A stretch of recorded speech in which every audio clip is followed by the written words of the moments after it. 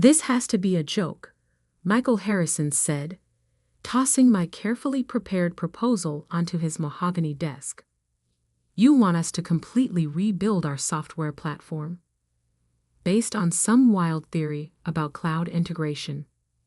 I stood in his corner office at Vertex Solutions, trying to keep my composure as 6 months of research and development was dismissed in seconds.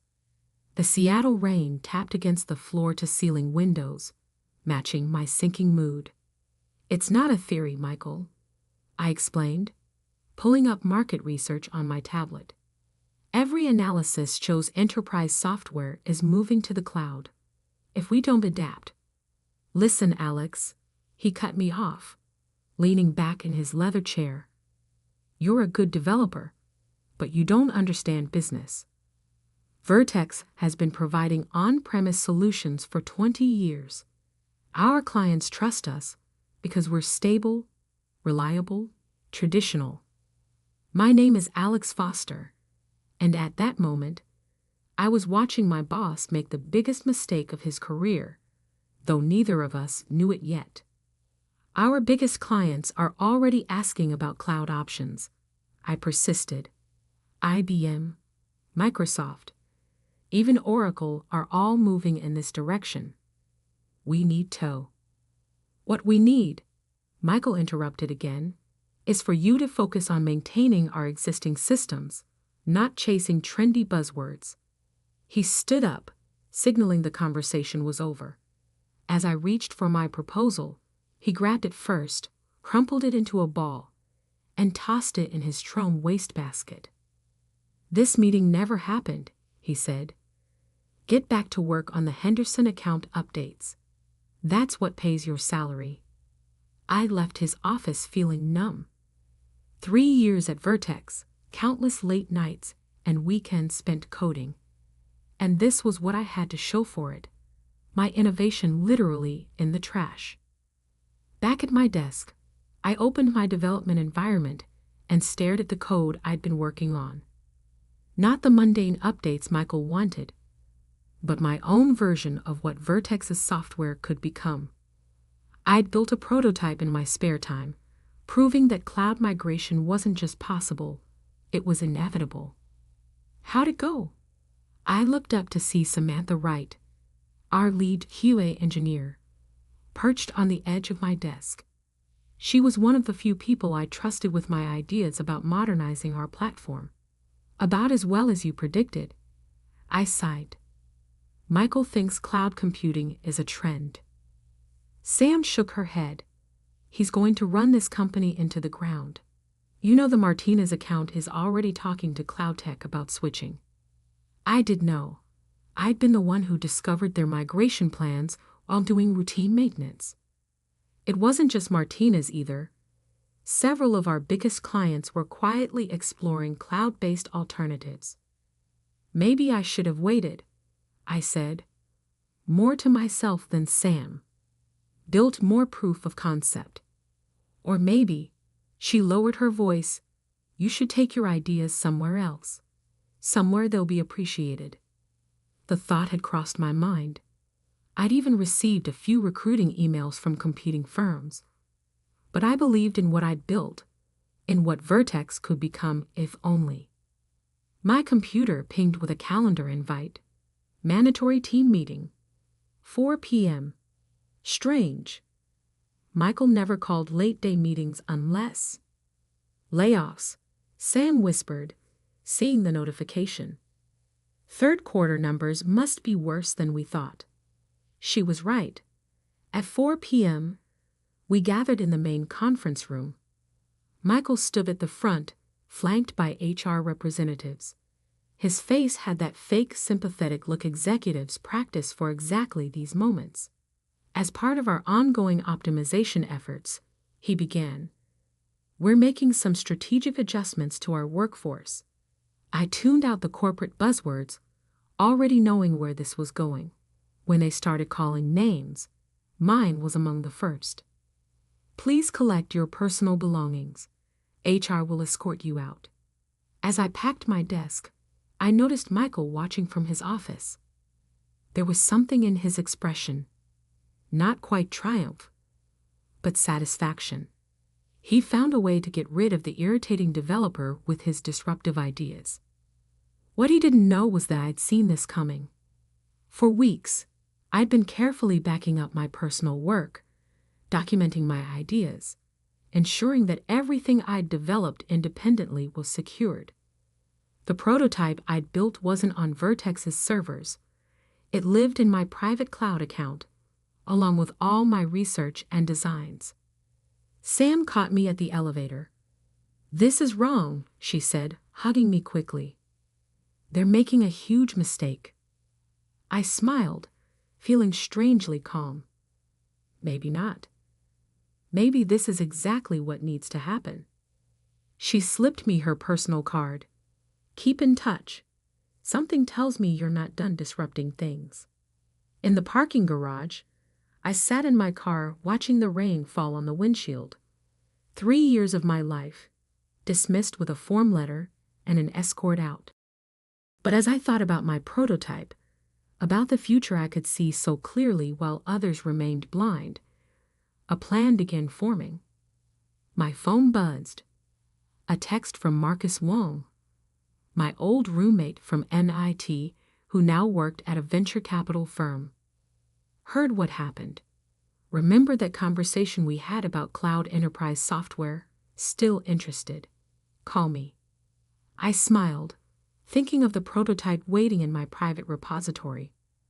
Michael had thrown my proposal in the trash, but he hadn't thrown away my dream. He just freed me to pursue it without constraints. That night, in my small apartment overlooking Lake Union, I opened my laptop and began writing a new proposal. Not for Vertex this time, but for myself. The first line read, "Cloud Core, the future of enterprise software." My phone kept buzzing with messages from coworkers, expressions of sympathy and support. But I barely noticed them. I was too busy laying the groundwork for what would become Michael Harrison's worst nightmare.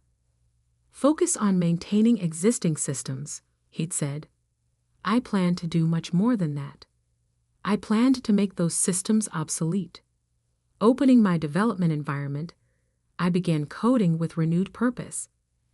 Every line was a step away from Vertex, from Michael's short-sightedness, from the limitations others tried to place on innovation. By midnight, I had the outline of a business plan and the core architecture for what would become the most revolutionary enterprise software platform the industry had ever seen. Michael had thrown away my proposal thinking he was maintaining the status quo. Instead, he had just created his biggest competitor. And I was just getting started. 18 months after Michael Harrison threw my proposal in the trash, I stood in front of the Martinez Group's executive board, watching their faces as I demonstrated Cloud Core's capabilities. The same clients who had been quietly planning to leave Vertex were now openly amazed by what they saw. This migration would take hours, not months, their CTO asked, leaning forward in his chair. "Actually," I smiled, "it takes 47 minutes. We ran a test simulation with your exact database structure." The room erupted in murmurs. Behind me, the screen showed Cloud Core effortlessly handling processes that Vertex's legacy system struggled with for weeks. Every feature was a direct response to problems I'd watched clients battle for years.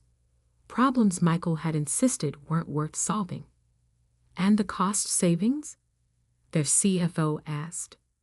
"Approximately 68% reduction in operational expenses," I replied, "with guaranteed uptime of 99.99%. More murmurs. These were numbers that seemed impossible, unless you understood exactly how outdated Vertex's architecture had become. My phone buzzed in my pocket. Probably Marcus, wanting to know how the presentation was going. After that first text the night I was fired, he'd become more than just a venture capitalist. He was now Cloud Core's lead investor and biggest cheerleader. That initial meeting with his firm had changed everything. "Let me get this straight," Marcus had said, staring at my prototype demo. "You built this while working at Vertex?" And Harrison threw it away, along with 3 years of my career, I'd confirmed. Marcus had laughed, but not like Michael had. This was the laugh of someone seeing an opportunity others had missed. "Their loss," he'd said, pulling out his phone. "Let me make some calls." Within a week, we'd secured $5 million in seed funding. Within a month, I'd hired my first team, including Sam Wright, who'd quit Vertex the moment she saw what we were building.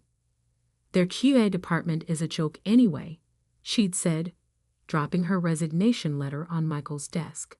"And Alex actually understands where technology is going." Now, watching the Martinez executives marvel at CloudCore, I thought about how different this was from my last presentation at Vertex. No dismissal, no condescension, just pure appreciation for innovation done right. "Mr. Foster," the CEO spoke up. "How soon can we begin implementation?"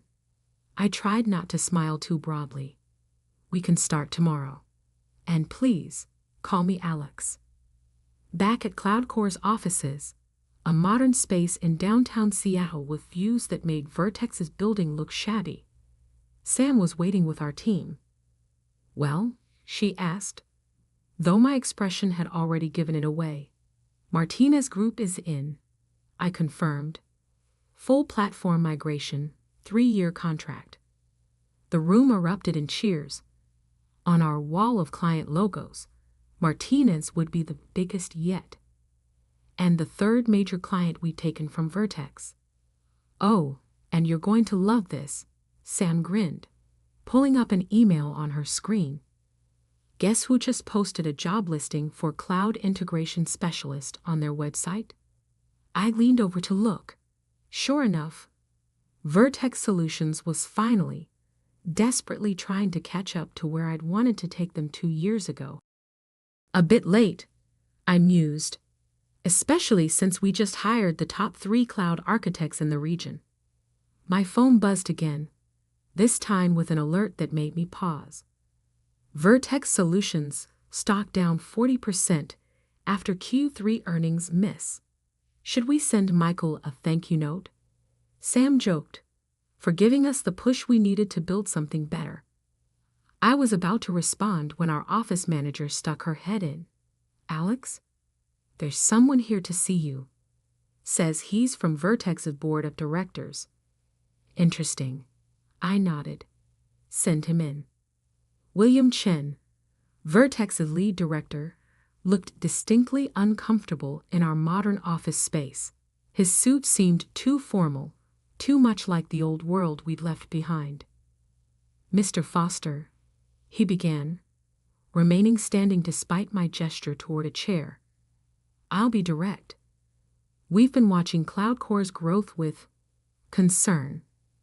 "Concern?" I raised an eyebrow. "Or envy?" He cleared his throat. "Our board believes there might be opportunities for collaboration, perhaps even a merger." I let that hang in the air for a moment, enjoying the irony. "Does Michael know you're here?" "Mr. Harrison is not currently involved in these discussions." I pulled up our client dashboard on my screen, turning it so he could see. "We've taken 47% of Vertex's market share in 18 months. By this time next year, it'll be over 80%. Why would we want to merge?" "Resources," he said quickly. "Market presence. History." "History is exactly the problem," I interrupted. "Vertex is stuck in it. CloudCore is the future. And the future doesn't need to merge with the past. At least consider." "I did consider it," I cut him off. "About 2 years ago in Michael's office. He threw those considerations in the trash. Literally." William's face fell. He knew he was losing this battle. I'll tell you what, I continued, feeling generous. When Michael personally admits he was wrong, when he acknowledges that he dismissed innovation because he was too afraid of change, then we can talk about collaboration, but not merger. That ship has sailed. After he left, Sam poked her head in. Merger offer? First of many, I suspect. I nodded. They're finally realizing what they lost. What Michael lost, she corrected. By being too arrogant to listen. My phone buzzed with another message. Martinez Group's CEO.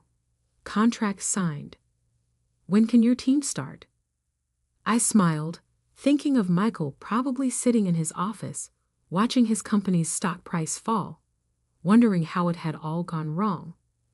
Tell the team to prep for implementation, I told Sam, and maybe send a fruit basket to Michael, to thank him for throwing away the best idea he ever had. That evening, as I worked late in my office, a familiar name popped up in my email, Michael Harrison. Alex, we need to talk. What will it take to end this? I started typing, then deleted it. Then typed again. It was never about ending anything, Michael. It was about building something better. Something you were too afraid to even consider. But thanks for the motivation. Sometimes the best ideas come from the trash. I hit send, then turned back to my work. There was a platform to build, clients to help, and a future to create. Michael had taught me an invaluable lesson. Sometimes rejection is just innovation's way of finding a better path forward. And CloudCore was just getting started. 2 years to the day after Michael Harrison had thrown my proposal in his Trome wastebasket, I stood on stage at the World Technology Summit, preparing to deliver the keynote address. The irony wasn't lost on me. Vertex had never even been invited to this prestigious event, and now here I was, representing the future of enterprise software. In the front row, I could see Marcus grinning like a proud parent. CloudCore had made his venture firm more money in 2 years than they'd seen in the previous decade. Behind him sat Sam and our core team, all wearing the same expression of quiet pride. But what caught my eye was the figure trying to be inconspicuous in the back row, Michael Harrison himself, looking considerably less polished than he had in his corner office days. His appearance wasn't just unexpected, it was a sign of how completely the tables had turned. Ladies and gentlemen, I began. 2 years ago, someone told me that cloud computing was just a trend, that enterprise clients would never abandon traditional software solutions. Today, I'm here to show you how wrong that assumption was. The screens behind me lit up with CloudCore's latest metrics. 84% of the enterprise software market, 99.99% uptime across all systems, average client cost savings of 71%, presence in 27 countries. Every number was a direct challenge to Vertex's old way of thinking. Innovation isn't just about building something new, I continued. It's about having the courage to challenge established wisdom, especially when, those in power tell you you're wrong. From the back of the room, I saw Michael shift uncomfortably in his seat. After the keynote, I was swarmed by reporters, investors, and potential clients. CloudCore wasn't just successful anymore. We were setting the standard for the entire industry. The same ideas Michael had dismissed as trendy buzzwords were now being taught in business schools as case studies in revolutionary innovation. Mr. Foster, a young reporter asked, is it true that CloudCore's architecture was originally proposed to Vertex Solutions? Before I could answer, I heard a familiar voice behind me. Yes, it was, and I threw it away. The crowd parted to reveal Michael Harrison, looking both defeated and determined. "Can we talk?" he asked quietly. "Privately?" I nodded, leading him to a quiet corner of the conference center. Up close, I could see the toll the past 2 years had taken. Vertex's stock had plummeted 90%. Their clients had fled en masse, and their reputation for stability had been shattered. "I saw your numbers up there," he began. "They're impressive." "They're what I promised you 2 years ago," I replied. "Everything I showed you in that proposal has come true, exactly as predicted." He nodded slowly. "I know. That's why I'm here.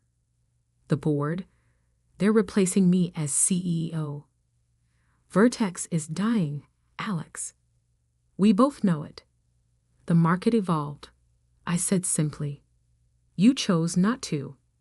"I chose wrong," he admitted, and for the first time, I heard genuine regret in his voice.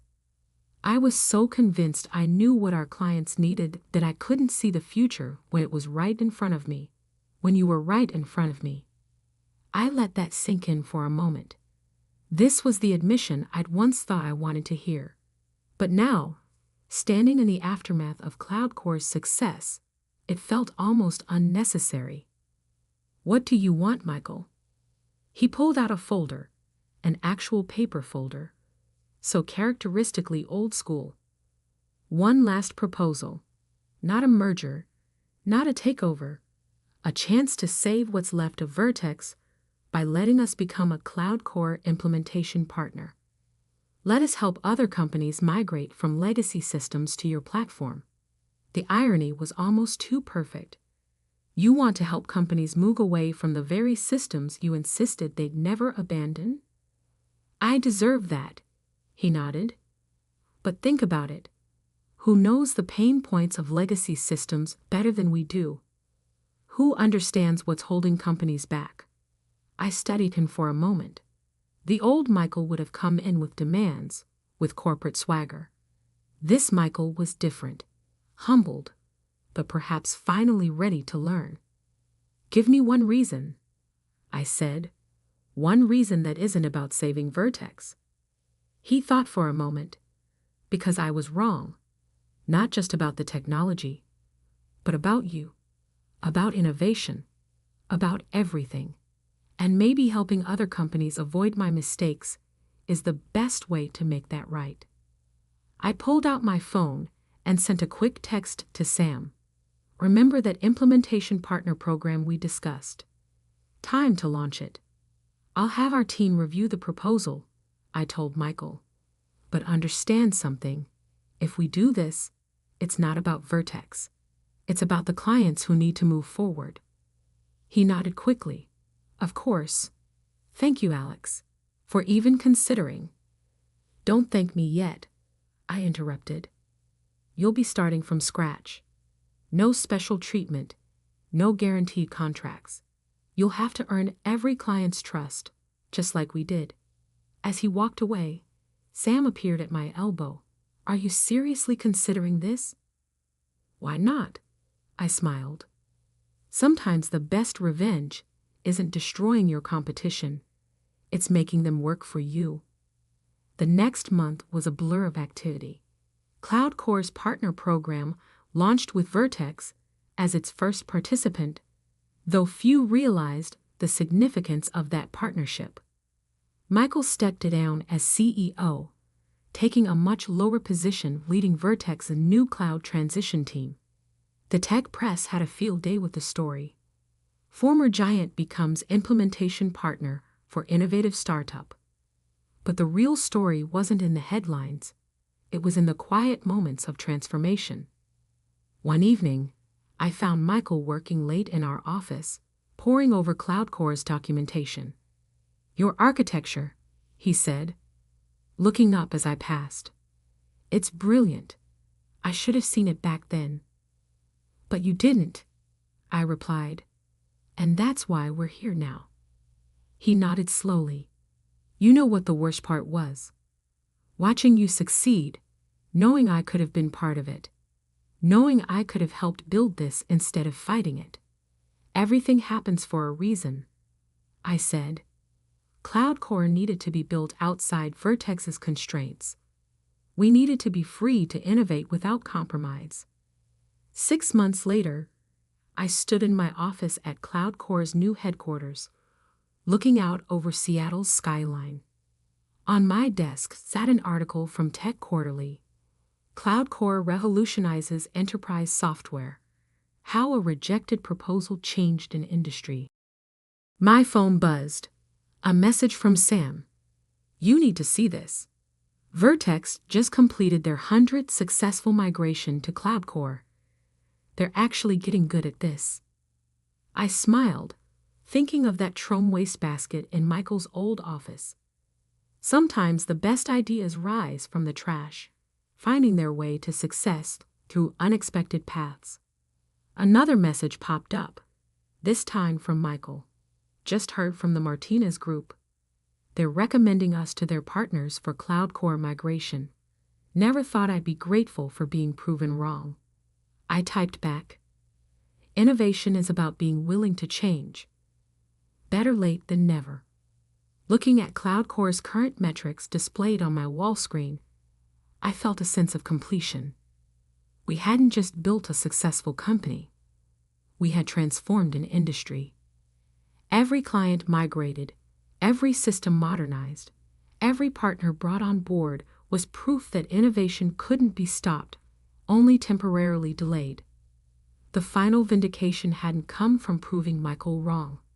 It had come from proving that good ideas find their way to success, even if they have to take the long way around.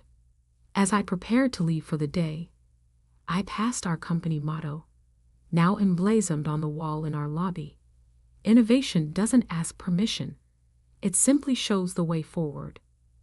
Below it, in smaller text, was the date Michael had thrown away my proposal, a reminder not of failure, but of the moment everything began to change. Success, I had learned, wasn't about revenge. It was about having the courage to build something better, even when others couldn't see it. And sometimes the people who try to stop you end up working to help your vision succeed. That, more than any market share or stock price, was the real victory.